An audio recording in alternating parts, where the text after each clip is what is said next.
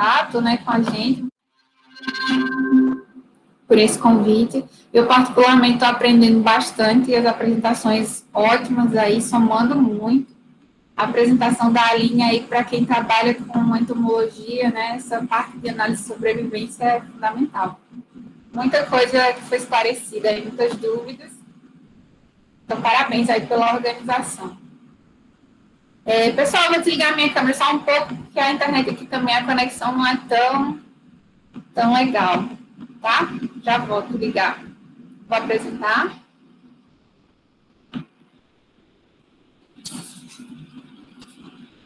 Ela.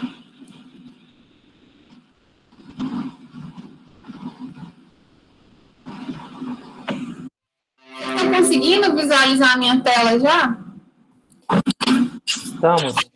Já estamos, Jéssica. Tá. Sim, estamos conseguindo. Então, eu sou agroecóloga, né? Um curso relativamente novo. Meu mestrado também é na área de agroecologia, mas estou finalizando atualmente o meu doutorado, então, na entomologia, na Exalc. Eu trabalho com uma abordagem em neurofisiologia de plantas, né? Sinais elétricos, sinalização elétrica em plantas a partir do estresse ocasionado por sugadores, né? O pulgão do algodão, trabalho com algodão. E também já trabalho há algum tempo fazendo uma abordagem estatística, né? Utilizando mais ferramentas estatísticas aí nos meus dados. E trabalho em parceria com o Bruno, né? Que tem um background muito bom aí na parte de estatística. A gente dividiu essa apresentação, então, em duas partes.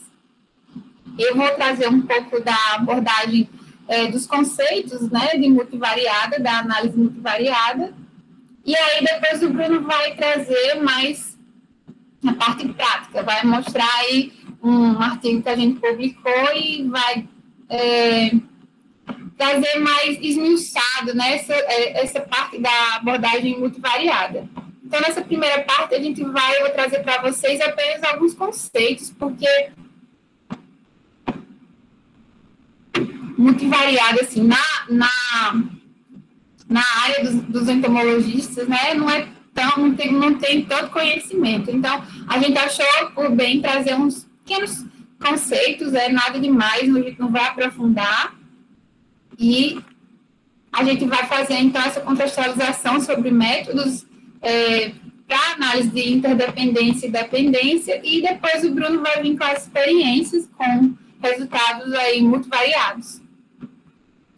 Então, pessoal, para começar, eu falo para vocês que menos de 5% dos artigos publicados em revistas de ciências agrárias, eles vão aplicar testes estatísticos multivariados, né? Por algumas razões, mas basicamente porque os pesquisadores desconhecem essas técnicas, né? E quando conhecem, eles se sentem inseguros para fazer essa aplicação. A estatística multivariada, ela é um pouco complexa, né? Ela envolve muita álgebra, né? Toda a matemática que tem por trás da estatística multivariada é muito complexa. Então, a gente vai tentar só trazer pequenos conceitos mais simples possível, né? Então, quando a gente fala de estatística multivariada, né? A gente pensa em múltiplo. A análise univariada, a gente tem uma variável sendo analisada. Quando a gente tem a análise bivariada, né, duas variáveis estão sendo analisadas. E na análise multivariada são mais de duas, né? Então, a estatística multivariada é isso, né? Essa análise simultânea de várias variáveis de forma simultânea. Então, a gente vai comentar um pouco sobre a análise de componentes principais, a análise de agrupamento, correlação canônica e a manobra. As técnicas estatísticas multivariadas, então, a gente pode classificar elas em técnicas de interdependência, né, quando nenhuma variável é considerada dependente ou independente. todas são analisadas com a finalidade de encontrar uma estrutura para todo o conjunto de dados, a exemplo do análise de componentes principais e análise de agrupamento, e as técnicas de dependência, né? A variável dependente é explicada por outras variáveis independentes. Exemplo, uma análise discriminante, uma correlação canônica. Então, a análise multivariada, o surgimento das primeiras ideias foi lá por volta de 1901. Né? Apesar de já ter surgido há bastante tempo, só atualmente que a estatística multivariada tem sido utilizada com mais frequência, tem sido mais consolidada, né? Depois do uso generalizado, então, dos computadores, né? E dos programas estatísticos. Como eu disse para vocês, tem muito cálculo, né, envolvido, é uma abordagem um pouco complexa, então, o que dificulta, né, você fazer na mão, como a Aline estava falando, acho que a Márcia estava falando que fazia na mão muito das coisas de estatística que ela aprendeu. Então, na estatística multivariada, isso já fica um pouco mais complicado. Então, falando aí da primeira técnica que a gente vai abordar, né, a análise de componentes principais, que é uma técnica que foi inicialmente desenvolvida por Pearson lá em 1901. Então, somente após os computadores, né, eletrônicos terem se tornado disponíveis, é que essa técnica ela alcançou amplo uso, devido a essa limitação, né, de ser mais complexo, ter muito cálculo. Então, o uso dos programas estatísticos facilita muito, né, a utilização. Então, a análise de componentes principais ela é elaborada para reduzir o número de variáveis que necessitam ser consideradas a um número menor de índices. Esses índices a gente vai chamar, então, de componentes principais, que são as combinações lineares das variáveis originais. Então, o PCA ele vai possibilitar investigações com um grande número de dados disponíveis e a identificação, né, das variáveis que são responsáveis pelas maiores variações entre os resultados. O objetivo, então, é resumir essa variação contida dentro das muitas variáveis, né, quando a gente tem um banco de dados volumoso, que tem várias variáveis que foram analisadas. Então, a análise de componentes principais, ela tem esse objetivo de resumir essa variação a poucas variáveis, né? A análise, ela rotaciona os dados de forma multidimensional para encontrar as direções, os eixos, né, os autovetores, através dos dados que explicam a maior parte da variância nos primeiros componentes. Então, em resumo, a análise de componentes principais é um meio de simplificar dados para a redução do número de variáveis. E aí a gente tem um exemplo de uma matriz de correlação, né? Essa matriz de correlação, então, ela vai resumir uma grande quantidade de dados com o objetivo de encontrar padrões. Então, a gente tem exemplo aí de um experimento com algodão, né, que tem peso, o peso por planta, capulhos por planta, fumagina, açúcar, enfim, é um volume de dados, várias variáveis, né, e a gente quer saber quais dessas variáveis que tem a maior variação, né? Então, quando existe uma grande redundância também nessas variáveis, né? Existem variáveis que possivelmente estão expressando a mesma informação. Então, a gente quer, com análise de componentes principais, então, resumir, né? E pegar as variáveis que têm a maior variação nesses dados, né? Os componentes principais, que a gente chama. Então, isso é a importância desses componentes, né? Aí a gente tem, já resumido, essas variáveis em componentes, né? Que a gente vai ter, então, componente principal 1, 2, 3, 4, 5. E, então, o primeiro componente, ele vai capturar a maior parte da variação, né? Os altos valores. O segundo componente, ele vai capturar a parte da variação que não foi capturada pelo primeiro.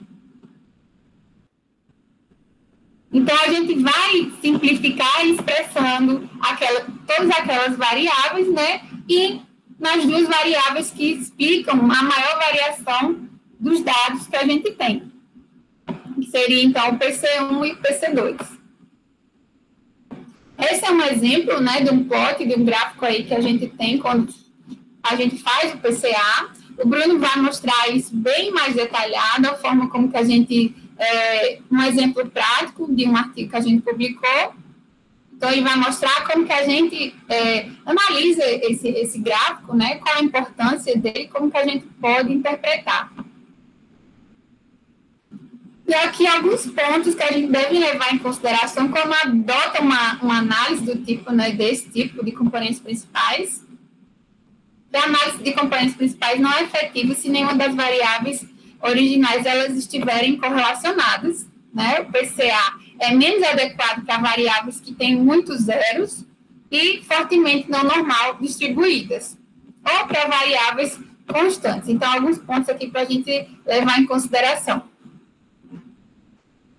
Então, a gente tem outra técnica também, que também já é bem conhecida, né? A análise de agrupamento, a análise de cluster, que fala sobre a identificação de objetos, né? De grupos de objetos similares. A ideia aqui nessa análise é usar valores das variáveis para planejar um esquema e agrupar os objetos em classe, de modo que esses objetos similares estejam na mesma classe. Então, aqui um exemplo para a gente conseguir visualizar melhor. Quando eu tenho um conjunto de objetos, assim, em grupos, né, que eu quero colocar esses objetos em grupos, em cluster, eu quero fazer isso baseado na similaridade entre eles. Então, aqui a gente tem, né, quatro insetos. E como, então, eu posso agrupar esses insetos, né? Como é que eu posso colocar em cluster baseado na similaridade? A gente pode agrupar em grupos homogêneos, né, de acordo com uma característica. No caso, a característica que a gente utilizou aqui, a gente separou e classificou, então, em predador e presa. Mas aí você pode estar olhando esses insetos e já imaginar outra característica, que eles são semelhantes, né? Então, tem uma similaridade. Então, pode ser outras características. No caso, a gente utilizou predador e presa. Então, é isso que a análise de cluster ela vai fazer, né? Vai agrupar em grupos homogêneos de acordo com uma característica. Uma das razões pelas quais as análises de agrupamento vale a pena é porque ela vai encontrar, né, verdadeiros grupos que presumimos que existem. A gente pode até imaginar que aqueles insetos lá, eles fazem parte do mesmo grupo, mas a gente vai confirmar utilizando, então, a análise de agrupamento. Ela também pode ser útil para reduzir informações, né? A gente sabe que quando a gente trabalha com entomologia, o nosso volume de dados geralmente é muito grande, né? A gente tem várias variáveis e quando a gente reduz, né, essas informações, sem perder qualidade, facilita muito a nossa vida.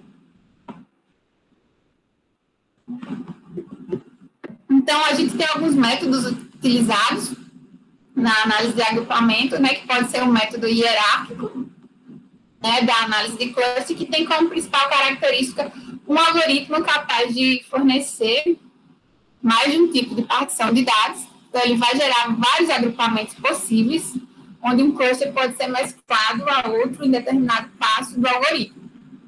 E também, a gente também tem o método não hierárquico, né? Os não hierárquicos são caracterizados pela necessidade de definir uma partição inicial e pela flexibilidade, uma vez que os elementos podem ser trocados de grupo durante a execução do algoritmo. Então, para aplicar uma análise de agrupamento em um conjunto de dados, né, como, por exemplo, aquele que a gente tinha lá, nos slides anteriores, é muito importante ter escolhido um coeficiente, né, que quantifique quão parecido esses objetos são.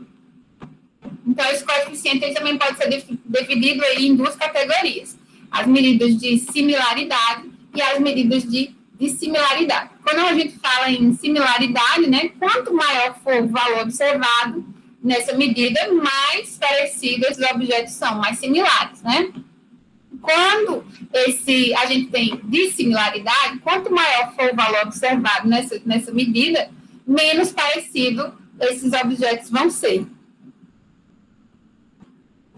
Então, aqui a gente tem um exemplo de um dendrograma, né? Então, para a gente interpretar o dendrograma, geralmente a gente começa a ler, né, dos grupos de baixos valores, quer dizer, dos grupos maiores, né? Como a gente tem aqui os grupos maiores. Geralmente a gente faz um corte onde separa os maiores grupos, porque geralmente são em menores números, né? E depois a gente lê os números que têm pequenos grupos formados, né? Que são geralmente os que têm maior número, que são os que a gente tem aqui abaixo.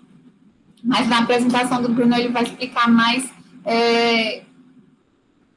mostrando um experimento e fazendo isso de uma forma mais didática. E nessa apresentação é mais para a gente conhecer os principais conceitos que ele vai falar lá na apresentação dele, para esclarecer. Então, aí agora a gente vai falar um pouco sobre os métodos, né, para análise de dependência, que é a correlação canônica e a MANOVA. Então, na análise de correlação canônica, né, uma técnica muito variada de modelagem, estabelecimento da estrutura da correlação entre dois grupos de variáveis por meio de uma transformação linear em pares de variáveis canônicas, de forma que a correlação entre essas combinações seja máxima. De forma simples, né, descomplicando, a análise de correlação ela vai identificar e quantificar a associação entre dois grupos de variáveis. Vai ter um objetivo de descrever os dados em um número muito menor de variáveis, apontando quais as variáveis originais são as mais importantes. Então, quando você tem um volume de dados, né, grande, você tem várias variáveis, com a ajuda aí da análise de correlação canônica, ela vai apontar quais as variáveis originais que são as mais importantes no seu banco de dados. Essa associação é feita através de combinações lineares que expressam bem as correlações entre os dois grupos de variáveis. E aí a gente tem a MANOVA, né? A MANOVA, pelo nome a gente já associa com a ANOVA, que é uma extensão de análise univariada de variância, né? A ANOVA, bastante conhecida e utilizada. No caso da MANOVA, a gente vai utilizar quando há mais de uma variável dependente e, essencialmente, ela vai analisar de forma simultânea múltiplas medidas de cada indivíduo ou objeto que está sob estudo, né?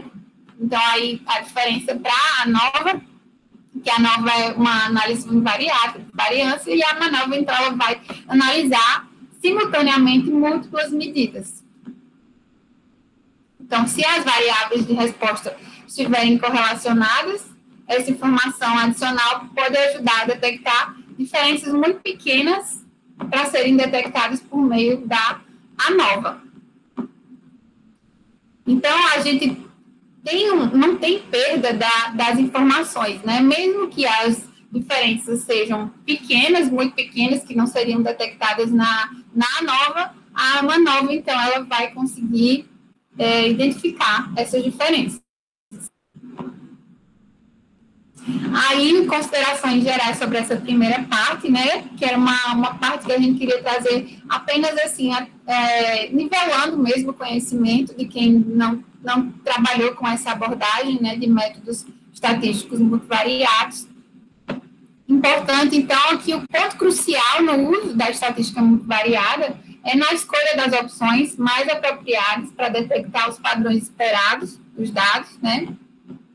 As técnicas que são escolhidas, elas vão ser escolhidas de acordo com os objetivos da pesquisa, né? Pois cada método ele vai ter uma fundamentação teórica e vai ter também uma aplicabilidade. Então, é importantíssimo levar em consideração a escolha de uma opção apropriada, né, para detectar padrões esperados aí nos seus dados. E também, de acordo com o objetivo que você tem, a escolha da técnica também é muito importante. Então, essa é a primeira parte, né, o que a gente queria mostrar para vocês sobre conceitos. E então, agora a segunda parte, o Bruno vai falar mais de um experimento prático que a gente publicou. Bruno, queria que eu projete essa apresentação aqui, ou você já conseguiu? Jéssica, obrigado. Eu posso tentar. Vou tentar poder parar o compartilhamento da sua. Tá.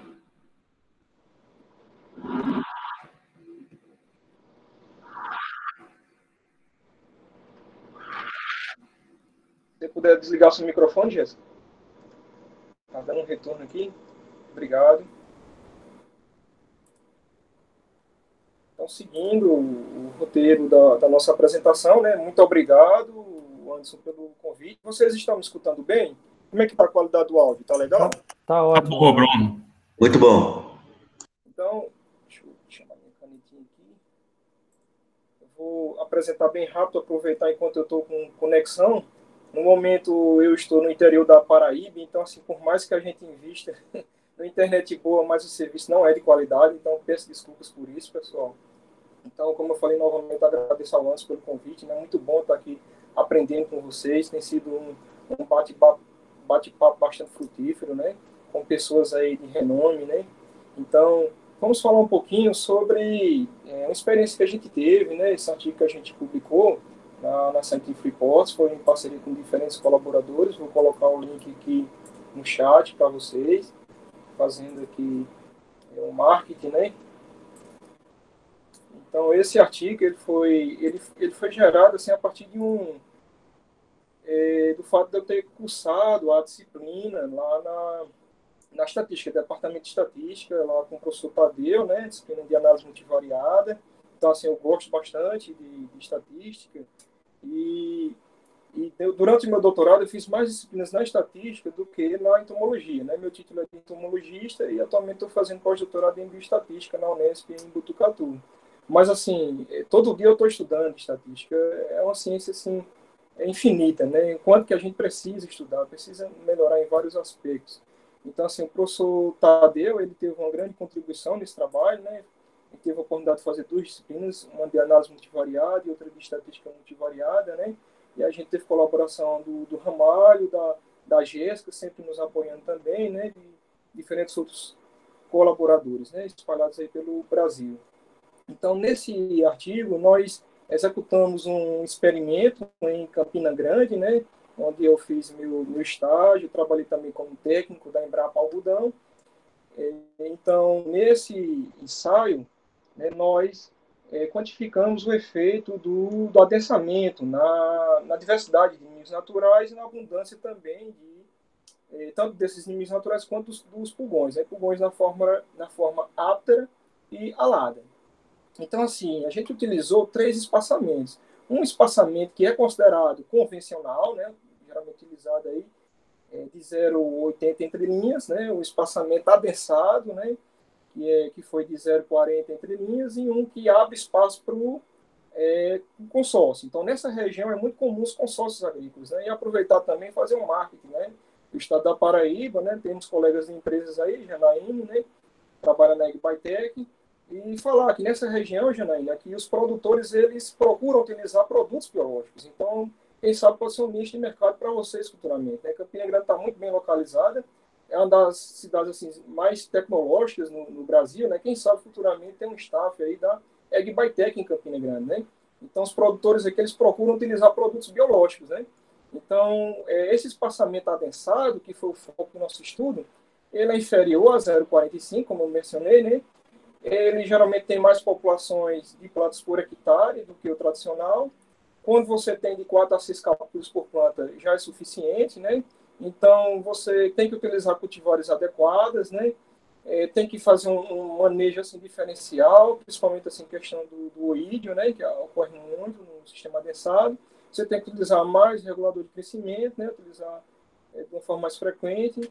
E como você consegue encurtar o ciclo da cultura, né? Geralmente tem 3 semanas inferior, o ciclo de 3 semanas inferior em relação ao tradicional, né? Então, no geral, você tem redução dos custos de produção. Isso aí foi geralmente no ano de 2009, 2010, estava no auge, né? Eu trabalhei como técnico agrícola em Goiás, em Santa Helena de Goiás, em 2011, estava no auge, o algodão adensado também, só em segunda safra. Mas hoje, assim, está em desuso, né? Os produtores, eles estão evitando o algodão adensado. Mas, assim, em termos de ciência, não custa nada, né, estudar, e, inclusive, que serve aqui serve de motivação biológica, né, para nossos estudos, não apenas assim em termos multivariados, mas também univariados, né? Então, nós fizemos avaliações a cada 7 dias, né, nesses 3 espaçamentos, e nós observamos assim que o padrão de distribuição espacial desses insetos, das pragas e de seus inimigos naturais, eles variam conforme o sistema de cultivo, né? Então, por exemplo, se você tem um espaçamento adensado de 0,40 e um assim que abre para consórcio de 1,60, você tem um padrão agregado desses parasitões, né?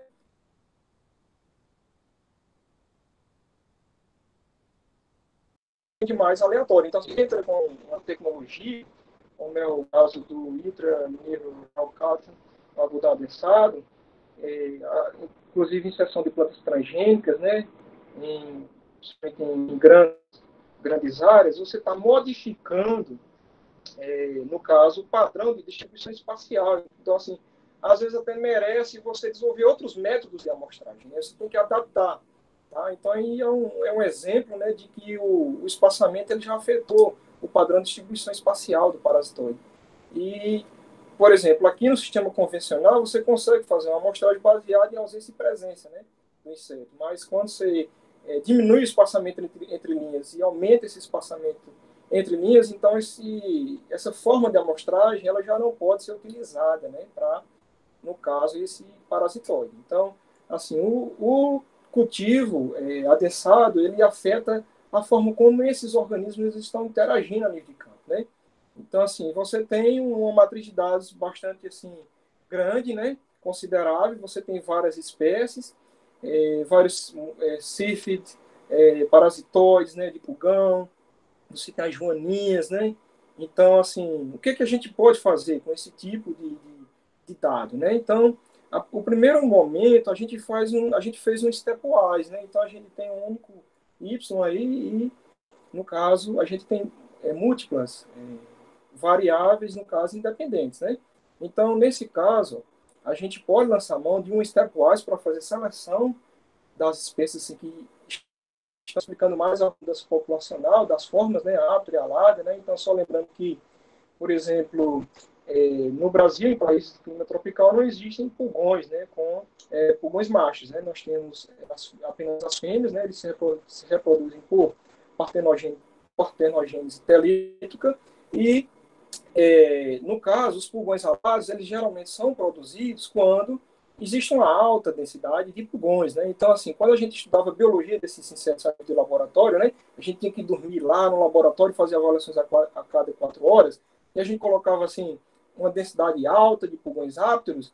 Então, a gente observava que lá na última fase ninfal, a última fase do estágio de ninfa, o pulgão, a ninfa, ela produzia tecas alares, né? Então, assim, essas tecas alares, elas já são indícios assim, que está havendo escassez de recursos e a população precisa produzir indivíduos alares para que esses indivíduos eles se dispersem, né? Então, assim, independente do espaçamento, nós observamos que essa joaninha ela ocorre bastante, ela é uma das maiores responsáveis por controlar a população de indivíduos aptos, né, independente do sistema de espaçamento entre linhas. Mas olha só que interessante aqui, ó. Essa espécie de parasitoide, o Lysippus testicipes, ela não foi muito importante para controlar populações de indivíduos aptos no algodão adensado, mas foi importante para controlar a população de indivíduos alados, né? Então, assim, o parasitoide, o Lysippus testicipes, ele vai entrar lá no sistema adensado quando ocorre uma alta população de pulgões, né? Então, essa é uma informação, assim, fantástica, né? Conseguimos extrair por meio da stepwise. Então, assim, essa população no sistema convencional, ela ocorre independente, assim, se tem poucos ou muitos pulgões. Se existe a forma apta ou a forma alada, né? Os dois. Então, a gente consegue extrair essa informação por meio das stepwise, né? Mas, assim, eu quero trabalhar com grupos. Como a Jéssica falou muito bem, eu posso lançar mão de uma correlação canônica, né? Então, eu tenho grupos de pulgões ápteros nas formas ápteras e aladas, né? E daí eu quero confrontar com um grupo, né, dos predadores e parasitoides, né, juntos aqui. Então, eu posso chamar esse grupo de controle biológico, né? Então, a gente pode encontrar duas combinações lineares das variáveis originais, né? E daí essa correlação canônica ela é a generalização da regressão múltipla, né? Como mencionei anteriormente. Então, assim, nós temos esses dois grupos, nós observamos que, por exemplo, nesse espaçamento adensado, nós temos uma ótima participação da Joaninha Simons, né? Juntamente com a mosca sífide, né? Então, temos uma contribuição relativamente boa da Joaninha ciclonéria, né, e do parasitoide, né? Então, assim, quando você vai para o espaçamento convencional, o que está regulando lá a população de pulgões, né? Nós temos aqui a Joaninha simos, né, e também a Joaninha ciclonéria, né? Então, baixa participação da mosca sífide. Então, a gente consegue extrair esse tipo de informação, tá? Quando a gente vai para um PCA, nas componentes principais, a gente vai estar modelando a variância, né? Então, assim, é um tipo assim de análise simples, exploratória, mas a gente consegue extrair muitas informações. Então, por exemplo, se você analisa aqui a disposição desses dois eixos, né? Você vai ter um ângulo, né? Que é de aproximadamente 180 graus aqui, né? Então, quando você tem esse cosseno do ângulo, cosseno de θ, você tem a correlação. Então, um ângulo aí de aproximadamente 180 graus, ele vai te dar uma correlação máxima negativa, de -1. Né? Então, o cosseno desse ângulo aí vai ser de aproximadamente -1. Então, a gente consegue extrair essa informação da correlação entre esses vetores aqui, né? Uma coisa muito interessante, né? Então, à medida que está aumentando a população da crisopelta externa, se está reduzindo a dos pulgões áturos e assim está diminuindo a importância, no caso da Joaninha simos, né? Nós conseguimos analisar as cargas, né, os autovetores, né? Então, assim, quando a gente vê esse nome aí, geralmente em inglês, né, Eigenvectors, né, Eigenvalues, a gente fica assustado, mas a gente consegue estimar isso aqui, né, calcular isso aí com, assim, álgebra simples, né, coisa que a gente aprende lá no ensino fundamental. Então, quem já ouviu falar na fórmula de Bhaskara, por exemplo, né, a gente utiliza a fórmula de Bhaskara, né, para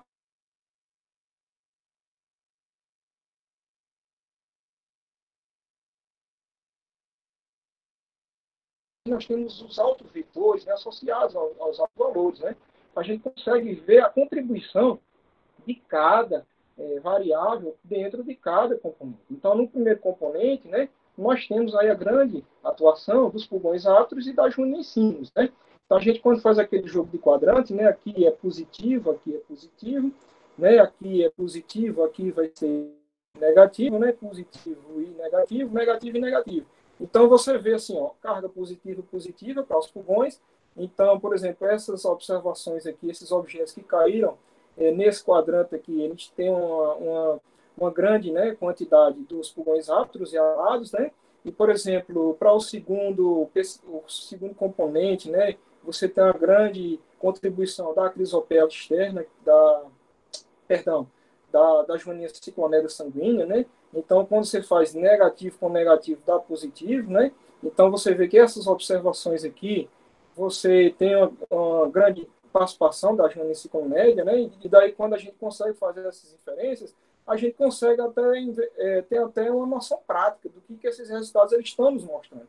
Porque nós temos novas combinações lineares, nós temos novas variáveis, né? Então, por exemplo, se eu tenho em determinado momento aqui, eu observo a alta ocorrência da Joaninha ciclonéria, então eu vou aplicar inseticida seletivo, né, para evitar destruir esse predador. Então, eu consigo mostrar isso por meio de um PCA, né, e consigo mostrar também que esse padrão ele vai variar conforme o espaçamento entre linhas. Então, foi isso que a gente conseguiu extrair do PCA, tá bom? Em resumo, nós podemos também lançar a mão de uma análise de variância multivariada, né? Então, aqui vai entrar o conceito de homocedasticidade da matriz de variância e covariância, né?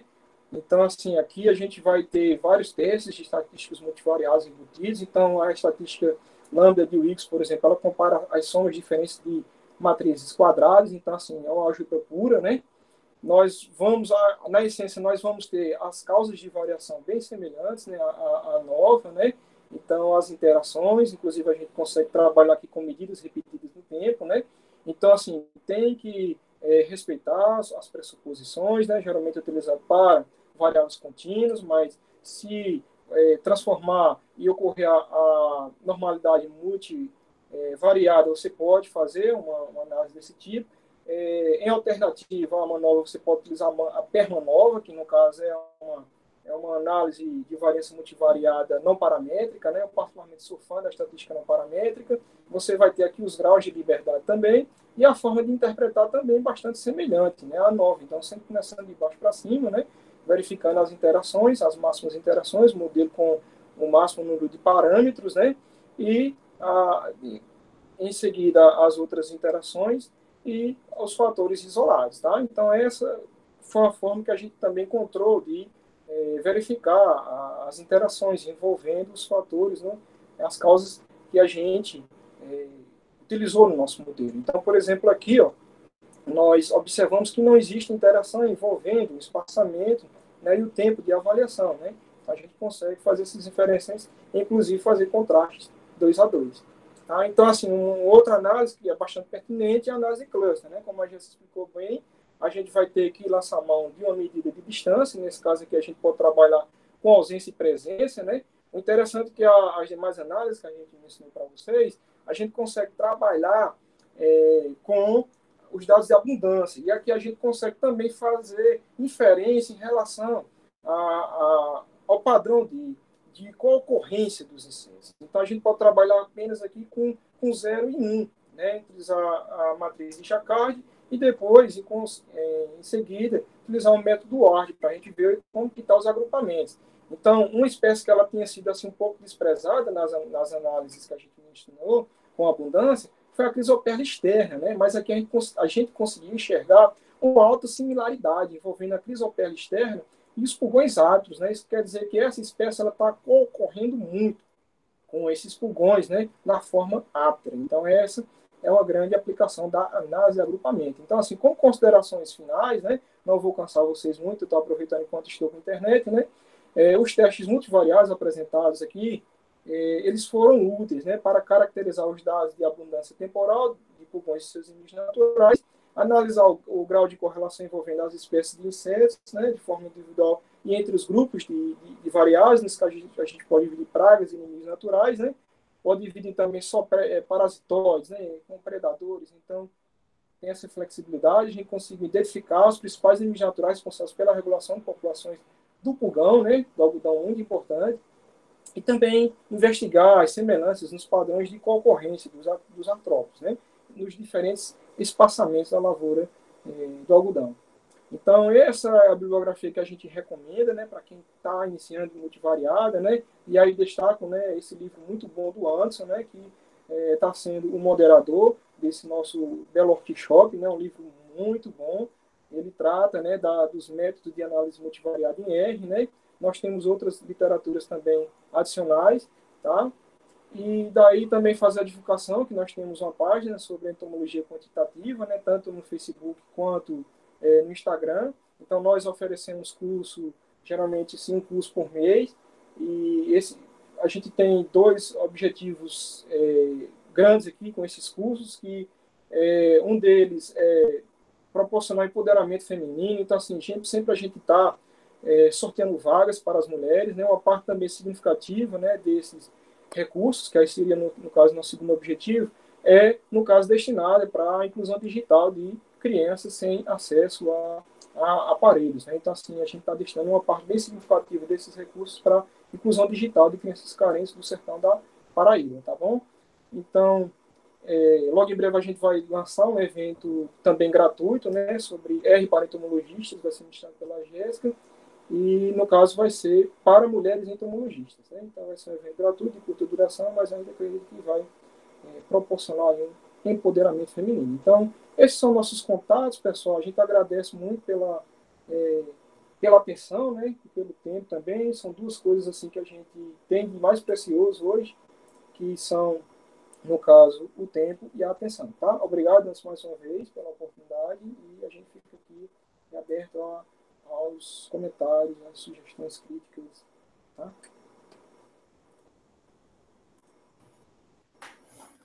Bruno e Jéssica, fantástico, a gente que agradece. Muito obrigado mesmo por aceitar mais essa parceria, né? O José Bruno já é parceiro nosso, foi contemporâneo aí no curso de agronomia, né, Bruno? Teve a satisfação de estudar junto. Eu não tenho muito o que falar, eu sou um admirador do trabalho do Bruno. Eu acho fantástico o que ele faz de aplicação de estatística na entomologia. Então, assim, sou até suspeito para falar. Mas é agradecer mesmo, a gente então fica com essa oportunidade de fazer uma conversa, vamos deixar o microfone aí livre para a gente interagir com os dois. Muito obrigado, Jéssica e Bruno.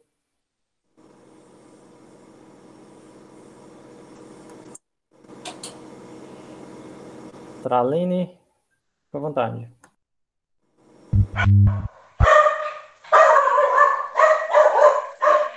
Oi, peraí. O Bruno,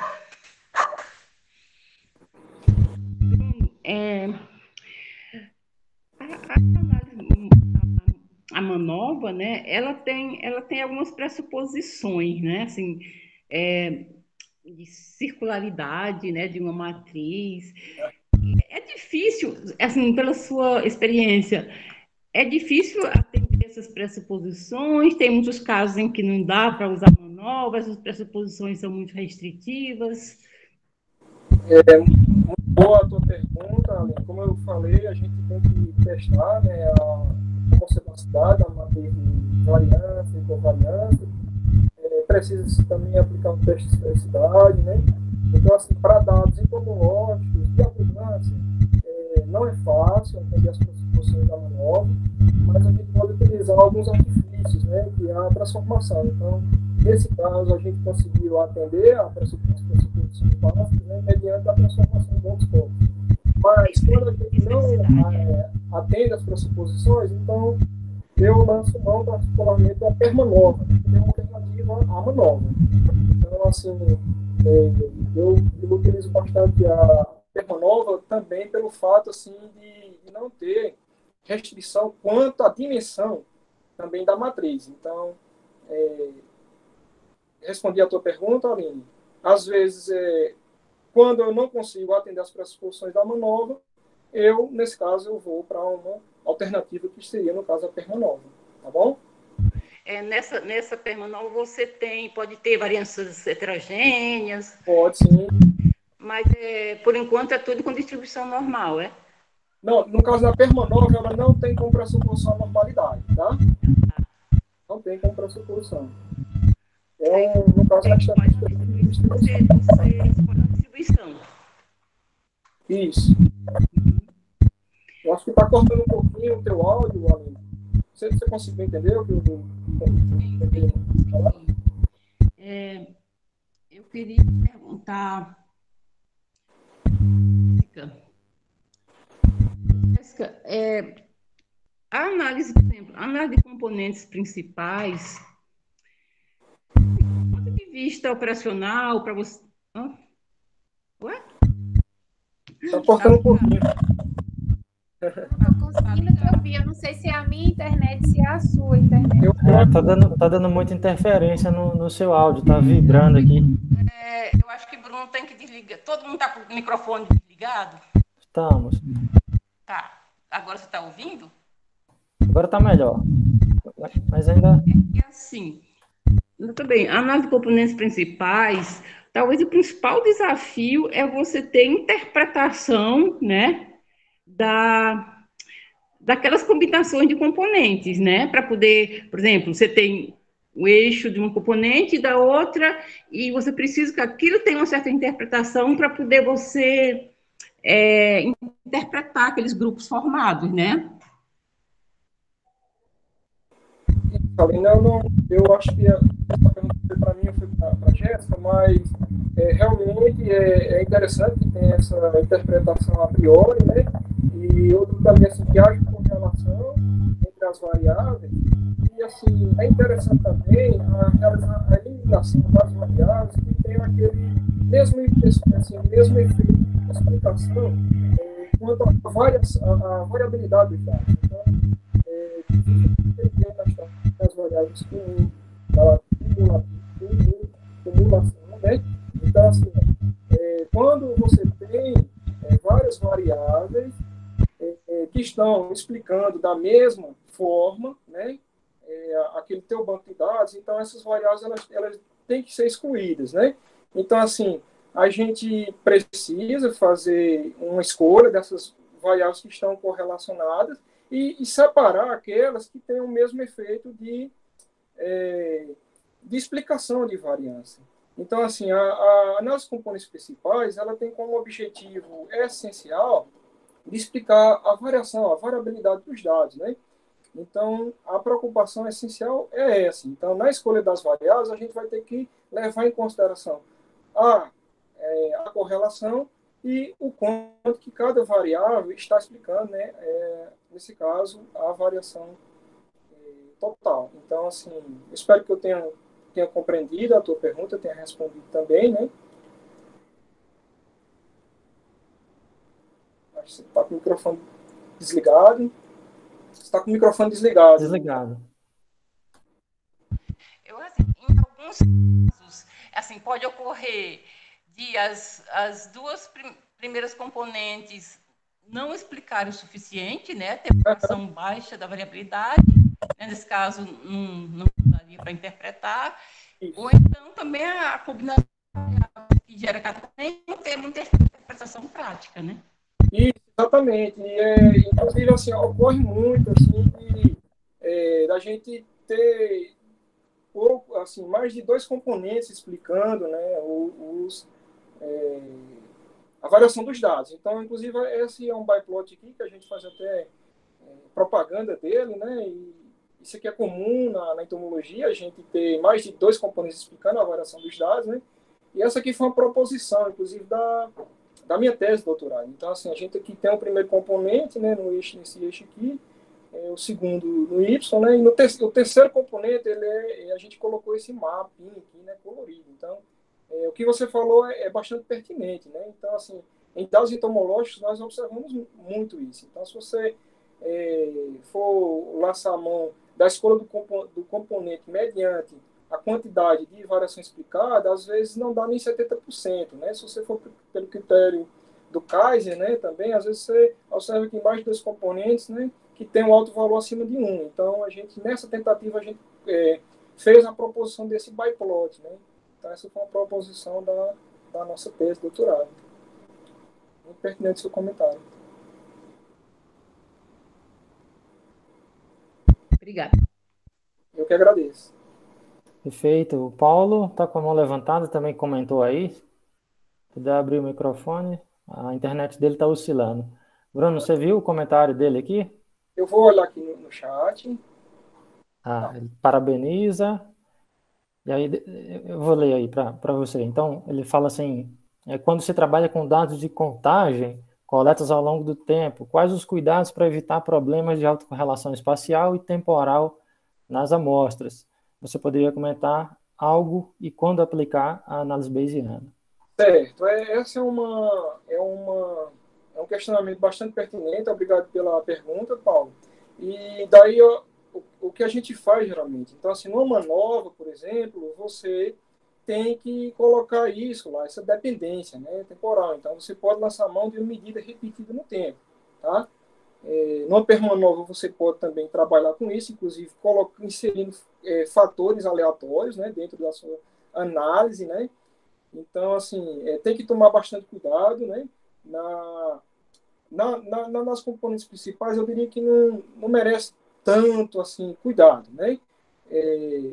Criteriosos em relação a isso. Mas na manova, aí você pode inserir esses componentes de medida repetida no tempo, né? Se você trabalha com... tem algum fator que você não consegue controlar, estilo ano, você pode inserir também isso como de forma aleatória, né? Então, trabalhar aí com um modelo misto dentro da manova, né? É possível você fazer isso. Em relação à inferência bayesiana, é possível você trabalhar também, você trabalha a inferência bayesiana dentro da estatística multivariada, entendeu? Apesar dela ser muito mais utilizada dentro da estatística univariada, né? Também sou fãzão da inferência bayesiana, e aí eu te falo assim que o que tem de mais bonito na inferência bayesiana são os intervalos de credibilidade bayesianos, né? Então, assim, você pode afirmar, né, com 95% de certeza que você tá coerente naquela tua inferência que você está fazendo. Já é diferente assim dos intervalos de confiança, né? Então, assim, a inferência bayesiana, ela é assim, é um pouquinho mais pesada, né? Não existe assim códigos prontinhos, bonitinhos para você trabalhar, né? Geralmente assim, o R já está mais à frente do que o SAS, né? Nessa abordagem, né? Então, assim, em resumo, você tem que ter cuidado com essas medidas repetidas no tempo. Tem que se modelar isso, tá? Ou dentro de uma nova, de uma permanova, facilmente se coloca, né? Respondi a tua pergunta, Paulo. MCMC. Deu para compreender essas colocações que você fez. Muito obrigado. Aham. Deixa eu ver, alguém mais? Eu tenho uma pergunta também.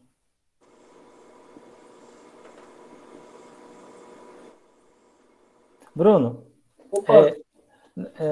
nessa abordagem aí do artigo que vocês publicaram, onde você tem os tratamentos que são espaçamentos, e aí o efeito do tempo aí. Aí você fez uma inferência, a inferência lá é baseada na MANOVA, né? Tem a questão das pressuposições, você já apresentou até as alternativas. Mas aí, se a gente tiver interesse, o que é muito comum, né, em comparações específicas entre dois tratamentos, né? Por exemplo, eu quero saber um espaçamento com outro, fazer um contraste, né, entre dois especificamente. Eu não sei se você passou isso, se você abordou, se eu que perdi. Não, a gente não abordou. A gente não abordou antes porque não foi do nosso interesse, mas seria plenamente possível trabalhar com contrastes 2 a 2 dentro do próprio modelo, né? Então, assim, no SAS, você consegue explicitar, né, em quais condições que você quer contrastar, né? Então, as condições que você quer excluir, você coloca 0, né? E aí você consegue deixar de forma explícita, né? Eu quero contrastar 0,40 com 1,60. Então, eu coloco 0 lá no 0,80, né? 1 no 0,40 e menos 1 no 1,60. Então, assim, a gente consegue fazer esses contrastes facilmente no SAS. Então, a gente não explorou isso porque, como são várias abordagens, né? Muitas coisas, então a gente focou no que seria mais interessante, mostrar que a interação com o humano não tinha sido assim tão importante, então isso motivou a gente a fazer as demais análises considerando as médias, né, dos anos. Então foi esse assim o principal objetivo. A gente não explorou esses contrastes 2 a 2. Mas eu acho que vocês fizeram um bom trabalho assim, de uma visão bastante aérea. A Jéssica apresentou, né, a maioria dos procedimentos. Mas aí, Bruno, a discussão aqui que eu queria gerar é principalmente em relação a essas alternativas que você apresentou. Por exemplo, quando é do interesse em fazer essas comparações pós-hoc, né, multivariadas, e aí eu não atendo esses pressupostos, né, de homocidasticidade das matrizes, etc. E aí, o que é que você traz para a gente? Assim, tem alguma metodologia baseada em permutação para fazer comparações aos pares? É isso que eu tinha falado com a pergunta, complementa a pergunta da Aline, né? Então, assim, quando não atende às pressuposições, né? Então, a gente lança mão de uma permanova, né? Então, análise de permutação multivariada. Então, ela é bastante, assim, eficaz, principalmente quando a gente tem essas medidas de distância, né? A gente quer trabalhar com a distância de Mahalanobis, né? Outras medidas aí. Então, a gente consegue fazer essas comparações, né? Através das medidas de dispersão. Então, assim, é muito utilizado para dados binários, né? Então, esses dados binários, eles não vão atender às pressuposições de uma nova, por exemplo, né? Mas no permanova você consegue trabalhar com isso. Então, jogar na matriz de Jacquard, né? E depois fazer uma permanova e comparar essas dispersões. Então, isso possibilita antes trabalhar com esses dados que a gente não tem assim, atendimento às pressuposições. Então, a primeira coisa que a gente faz é utilizar a mão fazer uso dessas técnicas assim, livres de distribuição, né? E a melhor que eu acho, né, é a permanova. A doutora Aline está com a mão levantada.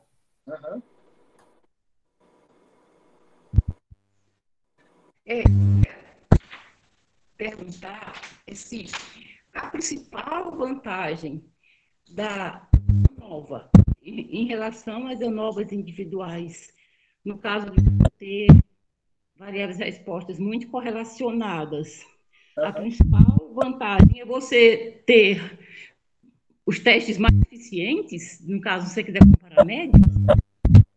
Eu acho que eu compreendi só uma parte da pergunta. Antes, você escutou melhor? Você poderia repetir?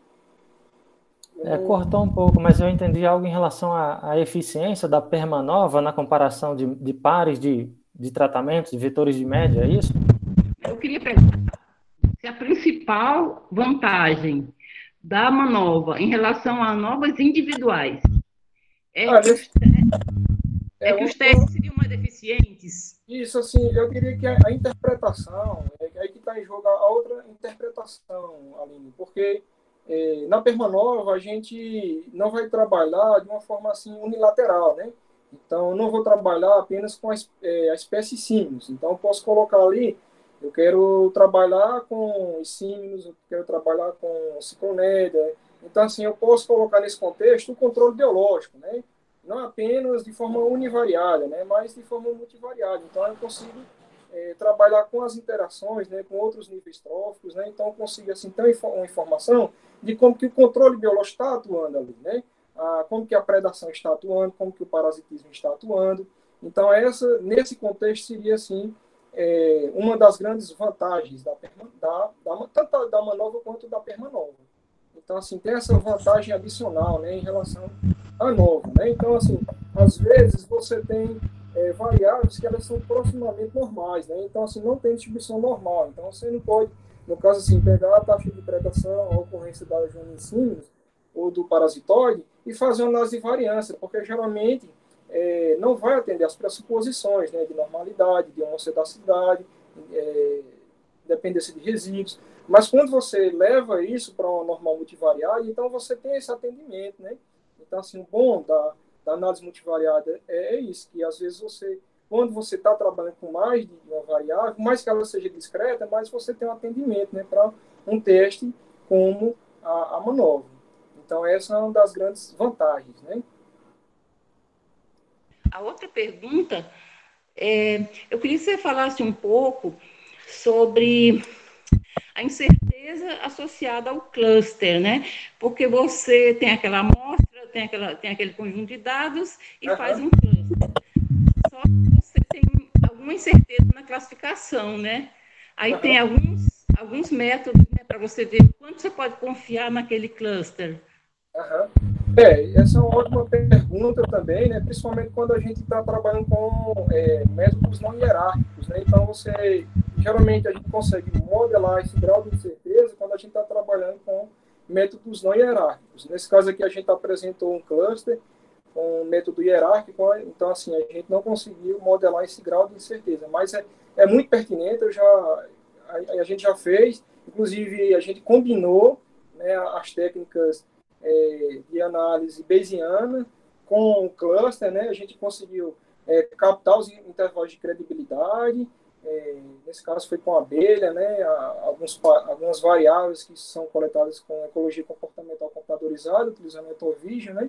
Então, o programa ele capta lá esses parâmetros, ele solta esses outputs, soltam vários outputs, e aí a gente conseguiu trabalhar com a inferência bayesiana, e ao invés de trabalhar com os valores originais, no cluster a gente trabalhou com os intervalos de credibilidade. Então, assim, a gente consegue otimizar um pouco o grau de incerteza.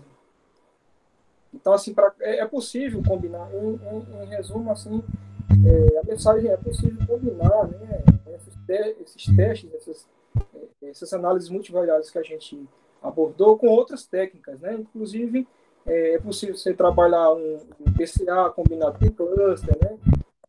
Então, é também uma mensagem que a gente pode deixar.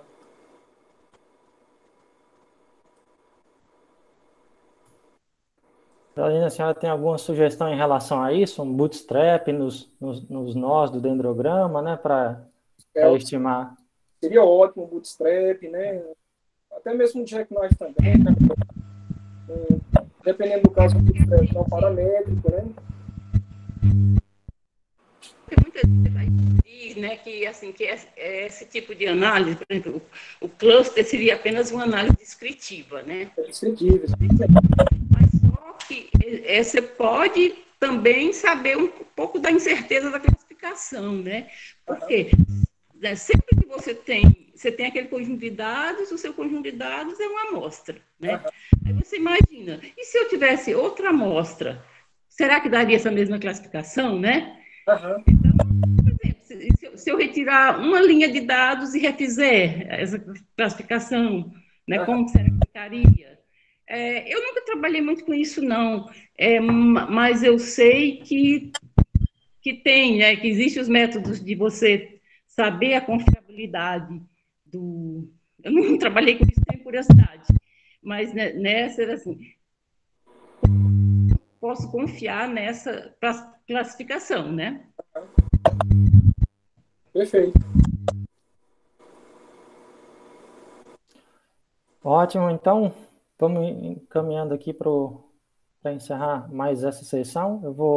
Posso parar a gravação? Mais alguma contribuição?